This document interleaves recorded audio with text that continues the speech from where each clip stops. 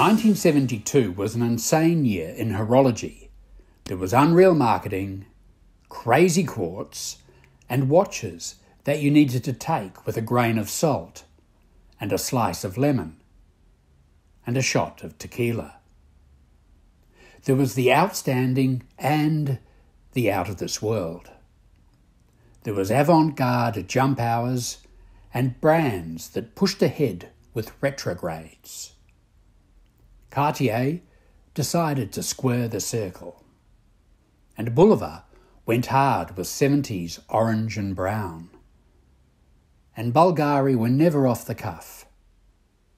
Ladies loved that cuff watch, but men had their own take, clearing the cuff with right-of-centre design.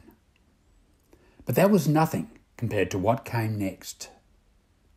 Meet the De Sotos asymmetric chronograph, complete with cool blue dial and bullhead pushers. Nicknamed the Cuff Buster, the watch extends way beyond the cuff, hitting the exact zeitgeist because frilly and flared cuffs are so right on in 1972. Before we get to the mechanical icon, let's look at the upstarts. Quartz was the newfangled thing, and nothing was newfangled than digital.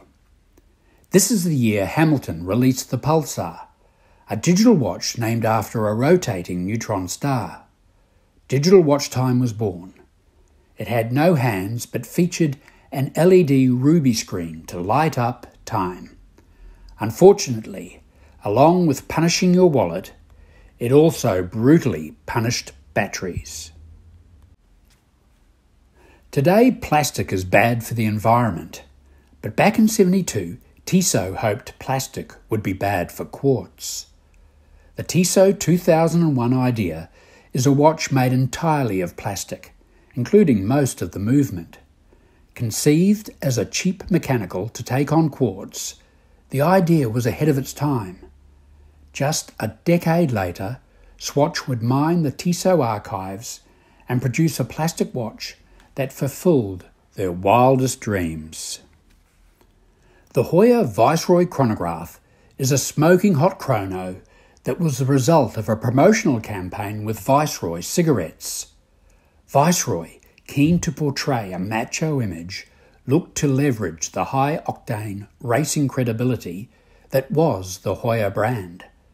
Its customers could send in a Viceroy carton flap and $88, and the watch would be sent in the mail. A promotional campaign that these days would have the watch marketing teams clutching their pearls and staffing the socials as outrage poured in. The hero of 1972 must be the Royal Oak from Audemars Piguet.